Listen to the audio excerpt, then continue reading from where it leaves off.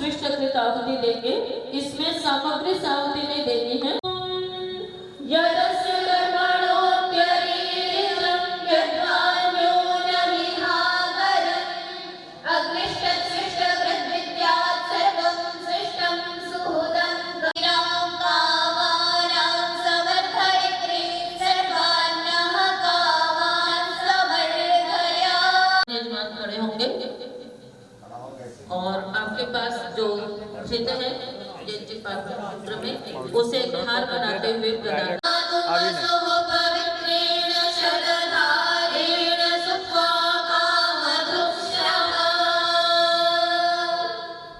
बैठ जाइए अपने स्थान पर। घृत पात्र से थोड़ा थोड़ा घृत अपने हाथ में लगा लें। सभी जन लगा लेंगे और अपने हाथों को घृत में वो करते हुए और बैठेंगे और स्वर से स्वर मिलाते हुए आप यज्ञ प्रार्थना करेंगे।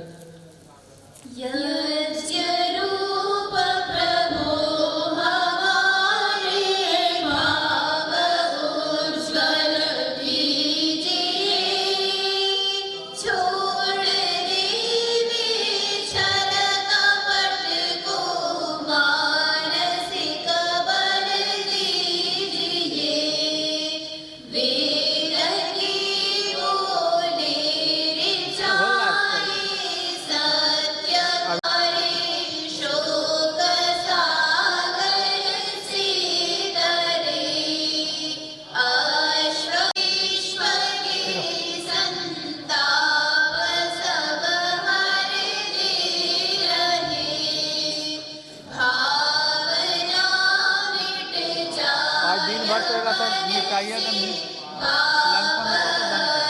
अत्याचार की पूरा चालू है। कामना एकाश लोग में है ना,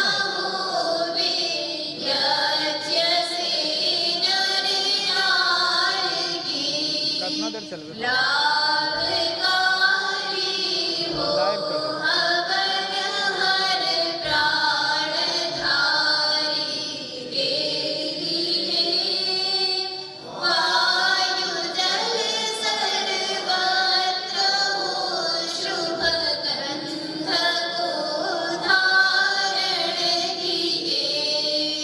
स्वार्थ भाव मिटे हमारा, प्रेम पथ विस्तार हो, इदन्नवः का सार्थक प्रत्येक में व्यवहार हो, हाथ जोड़ झुकाय मस्तक वंदना भव कर रहे, नाथ करुणा रूप करुणा आपकी सब पर रहे, कभी यहाँ से कर लमी, कभी वहाँ से कर लमी, तो सबके आ जाते ऐसे ऐसे करके चेंज करते, ठीक है। भाव उज्ज्वल कीजिए,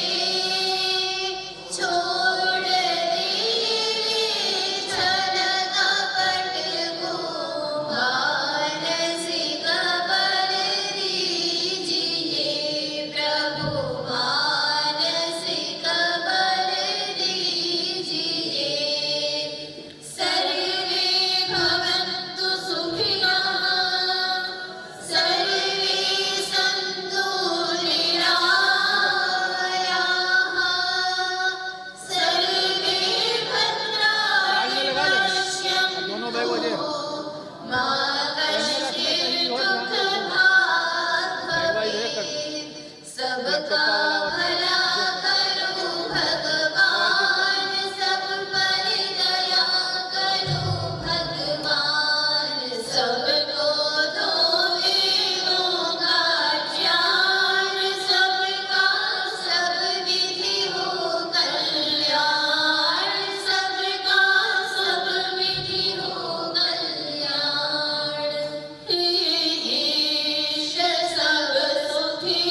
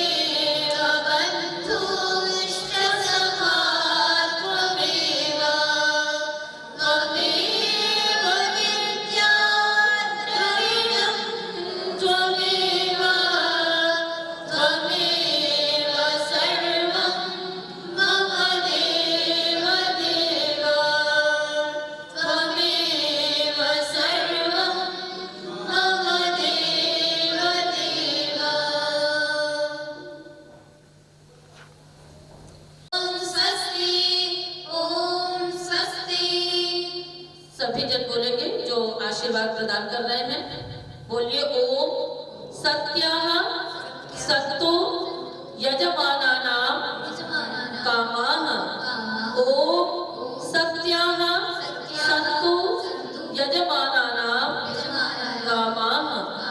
ओम सत्याः शिवाः भद्राः ध्रुवाः सुस्थिराः सत्यसङ्कल्पाः भवन्तु यजमान परिवाराणां कामाः। ओम स्वस्ति स्वस्ति ओम स्वस्ति ओम स्वस्ति ओम शुभं भवतु ओम सौभाग्यमस्तु ओम मंगलं भवतु ओम स्वस्ति ओम स्वस्ति ओम स्वस्ति। गावः सन्तु प्रजाः सन्तु अथो अस्तु तनोबलं तत्सर्वम् अनुमन्यन्तां देवा ऋषभगायिने। पुष्टिं पशूनां परिजाग्रभाम् चतुष्पदां द्विपदां यज्जधान्यं पयः पशूनां रसमोषधीनां बृहस्पतिः सवितामे नियच्छात् बृहस्पतिः सवितामे नियच्छात्। इन्हीं शब्दों के साथ शतक्रतो बभूविथ। प्रभु की सेवा में अपने जीवन को समर्पित करने का प्रयास किया। हम आशा करते हैं हमारे जीवन में इसी प्रकार का अवसर उपलब्ध रहे, इसी प्रकार से प्रभु की कृपा हमको सुख शांति के रूप में उपलब्ध होती रहे। थोड़े समय के लिए अब हम ये जानने का प्रयास करेंगे, प्रत्येक अवसर पर चलता है। इस यज्ञ के माध्यम से हमें उसको ही पूरा करना होता है। यह हमारे लिए एक आदर्श होता है, प्रेरणा होता है। इसके अनुसार हमें अपने जीवन को आगे चलाना होता है। तो थोड़े शब्दों में हम इसको जानने का प्रयास करें कि वास्तविक यज्ञ हम कैसे करें। व्यक्ति जो होता है स्वभाव से स्वार्थी होता है, दूसरों के लिए कुछ करना वो नहीं चाहता, अपने लिए ही सब कुछ चाहता है। ऐसी जो भावना होती है ये आसु भावना कहलाती है। लेकिन इसके विपरीत जब हम दूसरों के लिए चाहते हैं, अपने साथ साथ दूसरे का भी अगर हित चाहते हैं, हित करते हैं, तो यही यज्ञ होता है। आपने देखा होगा अच्छे से अच्छे घर लोग अपना अपना बनाते हैं, अंदर खूब सारी सुविधाएं उसमें होती है, लेकिन उनके बाहर अगर गली देखें तो गली जैसी की तैसी होती है, सड़क जैसी तैसी होती है। अपना घर बाहर बहुत ही, अंदर बहुत ही सुंदर स्वच्छ होता है, लेकिन गलियां सड़कें सड़ी रहती हैं। बाहर के लिए व्यक्ति ध्यान नहीं देता है। दिन रात हम अपने लिए काम करते हैं, पैसे कमाते हैं, लेकिन हमारा पड़ोसी जो होता है, हमारा साथी जो होता है, वो विपन्न रहता है, असमर्थ होता है, लेकिन हम उसका सहयोग नहीं कर पाते। तो ये क्या है, फिर अयज हो जाता है। लेकिन उसके लिए भी अगर हम कुछ दान करते हैं, उसका भी सहयोग करते हैं, अपने घर के साथ साथ यदि गली की भी, सड़क की भी सफाई का ध्यान रखते हैं, वहां पर हजारों लोग आते जाते रहते हैं, यदि उनकी सुख सुविधाएं भी हमारे ध्यान में रहती है, तो यही यज्ञ हो जाता है। हम केवल अपने जीवन के लिए अगर सोचते हैं तो यह क्या है, एक आसुर भावना होती है, अयज्ञीय जीवन हो जाता है। लेकिन अपने से अतिरिक्त दूसरे का भी अगर हम सोचते हैं तो यही यज्ञ हो जाता है। यह यज्ञ भावना के द्वारा, वाणी के द्वारा, शरीर के द्वारा, तीनों प्रकार से होता है। आप यज्ञ बस में यात्रा करते हैं, रेल में यात्रा करते हैं, आपने कभी देखा होगा आपके साथ जो व्यक्ति बैठा हुआ है, रेल में है या बस में है, वो भोजन करने लगता है निकाल कर। अब वो आपसे बिना पूछे अपना भोजन करता जाता है, तो आपकी दृष्टि वहां जाती है कि नहीं जाती? जाती है ना। वो दृष्टि क्या आपकी, मुझे वो दे दे, खाने के लिए दे दे, इस भावना से जाती है या और किसी का भी जाती है? खाने के लिए तो नहीं जाती। अब वही व्यक्ति अगर आपसे पूछ लेता है कि आप भी खाएंगे, आप भी खाइए, इतना कह देता है, तो अब आपकी दृष्टि उधर जाएगी या नहीं जाएगी? अब नहीं जाएगा। इतने मात्र से संतुष्टि हो जाती है। ये क्या है, भावनात्मक। हम अगर दूसरा सामने बैठा हुआ है, उसके सामने अपना भोजन निकाल के खाने लगते हैं, उससे नहीं पूछते, तो आप देखेंगे कि अंदर संतुष्टि नहीं होती, लगता रहता है कुछ छिपा रहे। लेकिन एक बार उससे पूछ लेते हैं, आप भी ले लीजिए, अब वो मना तो करता ही है, लेकिन इतना होने के बाद अब हमको अच्छा लगता है, अंदर से संतुष्टि हो जाती है, हाँ कोई खतरा नहीं। यही हर जगह होता है। घर में आप, घर के परिवार हैं, इन सब के लिए आप अगर दिन रात सोचते रहते हैं, उनके ही हित के लिए सोचते हैं और बाहर पुरुषार्थ करते हैं, उसमें आपको सफलता नहीं मिलती। घर में आप आते हैं तो अब आपको भय नहीं, असंतोष नहीं होता, लेकिन घर वाले को एक तरफ करके बाहर आप दिन रात पुरुषार्थ करते हैं। दुकान में, व्यापार में, कहीं पर भी खूब पैसे आप कमाते हैं, लेकिन घर वाले के लिए आपके पास कोई समय नहीं होता है, उनकी भावना आपके अंदर नहीं होती है। अब आप जब घर में आते हैं, दुकान से आते हैं, अब आपको शांति नहीं होती, अशांति रहती। बाहर का व्यक्ति, घर का ही अपना व्यक्ति बाहर काम करके आता है, घर वाले अगर उसको पूछते हैं पानी लीजिए, बैठिए, अब उसी व्यक्ति को कितनी शांति होती।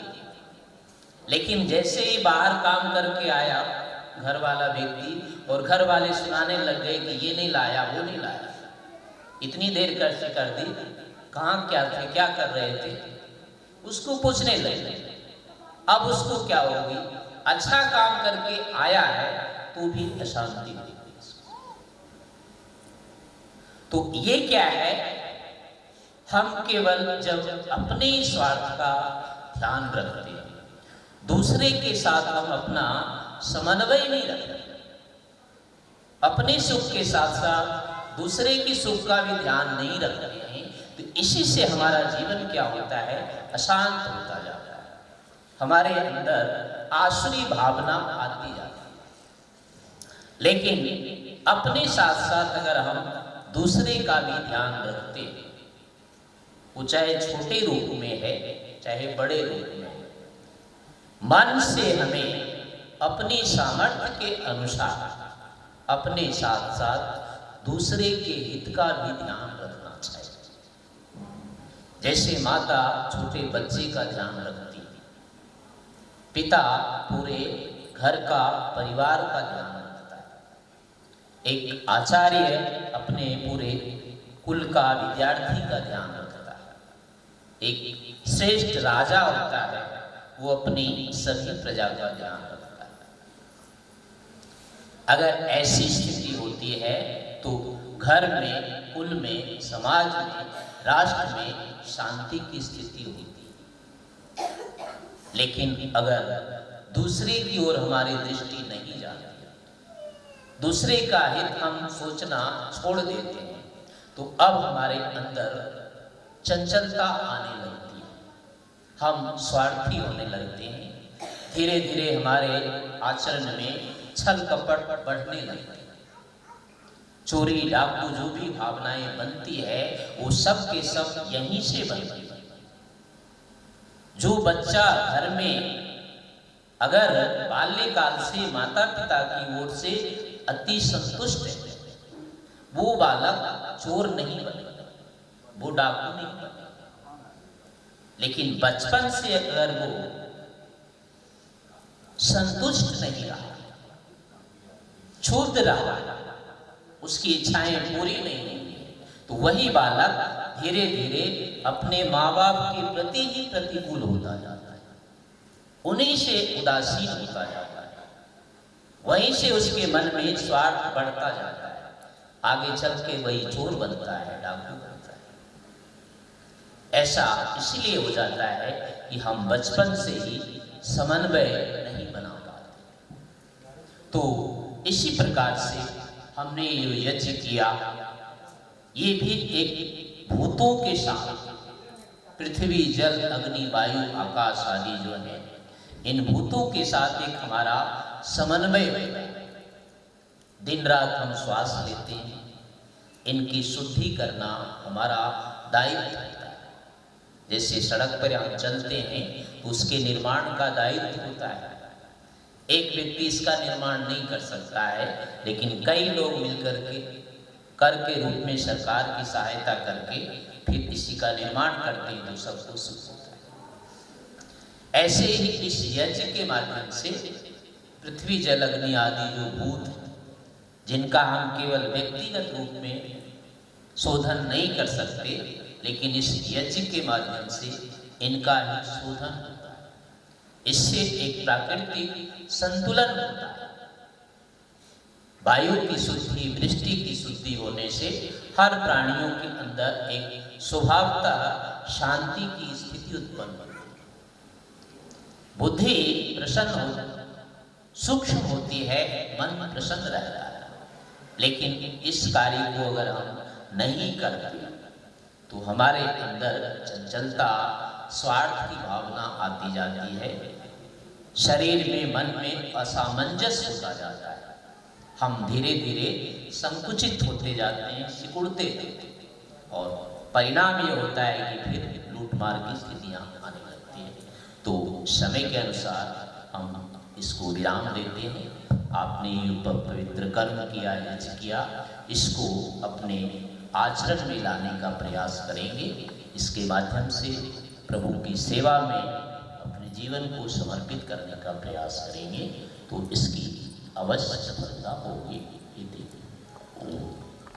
अब यज्ञ का कार्यक्रम यही विराम देते हैं। झंडोत्तोलन होगा, उसके बाद मंच से उद्घाटन का कार्यक्रम होगा और बड़े बड़े मुख्य अतिथि जो माननीय हमारे हैं सभी यहाँ उपस्थित होंगे। तो इस समय शांति पाठ करके जलपान करेंगे। निरंतरिक्षं शांति पृथिवी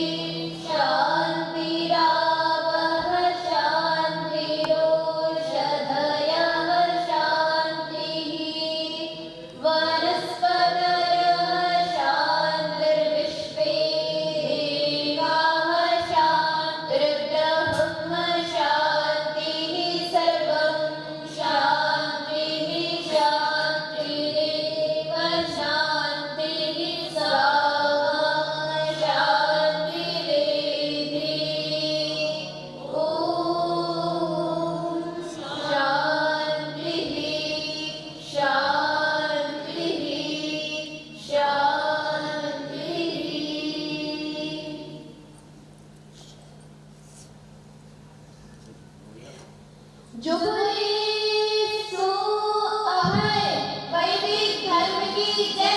जगदम्बा जगपति दुर्गा शिरोमणि माता सीता देवी की जय। मर्यादा पुरुषोत्तम श्री रामचंद्र की जय। योगेश्वरी महारानी रुक्मिणी देवी की जय। योगेश्वर श्री कृष्ण महाराज की जय। पंडित स्वामी गुरुवर गिरिजानंद की जय। आनंद कंद महर्षि देव दयानंद की जय। अमर हुतात्मा स्वामी श्रद्धानंद की जय। ऋषियों की सुदीर्घ परंपरा की जय। आर्य समाज अमर अमर रहे। रहे। वेद की ज्योति जलती रहे। ओम का झंडा ऊंचा रहे। यज्ञ की अग्नि जलती जलती रहे। रहे। ऋणबंधु विश्वमार्यम। जुबली सो अभय वैदिक धर्म की जय। ऋणवध्वनि।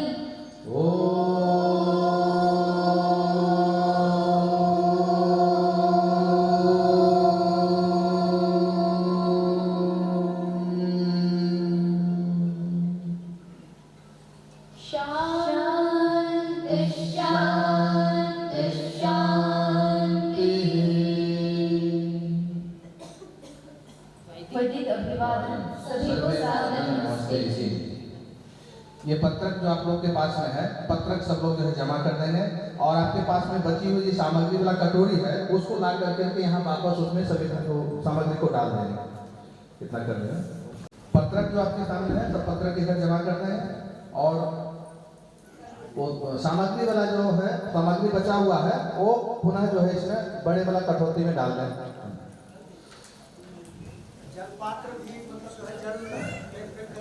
हाँ, जल पात्र भी जो है नहीं पता उसमें बचा हुआ है उसमें डाल दीजिए। पत्रक यहाँ है।